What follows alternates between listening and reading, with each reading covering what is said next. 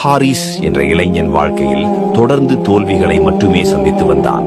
வேலை தேடினான், கிடைக்கவில்லை. அவனுடைய முயற்சிகள் எல்லாம் வீணானது. இரவில் சுஜூதியில் விழுந்து அழுதபடி ஒரே வார்த்தை சொல்வான், யா அல்லாஹ், ஏன் என்னை மட்டும் இவ்வளவு சோதிக்கிறாய்? ஒரு நாள் அவன் கிராமத்தில் ஒரு பெரிய புயல் வந்தது. அனைத்து மரங்களும் விழுந்தன.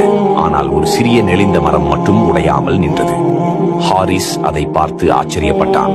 அப்போது ஒரு முதியவர் அவனிடம் சொன்னார், இந்த மரம் பல மடங்காக காற்றால் அடிக்கப்படுவதால் தான் வலுவானது.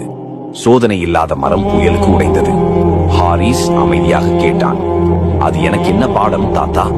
முதியவர் புன்னகைத்தார்.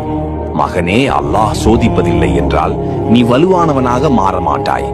சோதனை என்பது தண்டனை இல்லை, அது ஒரு தயார் செய்தல். உன்னை உயர்த்த அல்லாஹ் முதலில் சுருக்குவார். காலம் கடந்தது. ஹாரிஸ் விடாமுயற்சி செய்து இறுதியில் ஒரு பெரிய வேலை பெற்றுக் கொண்டான். அந்த இரவு அவன் சுஜூதில் விழுந்து அழுதான். துயரத்தால் இல்லை, நன்றியால்.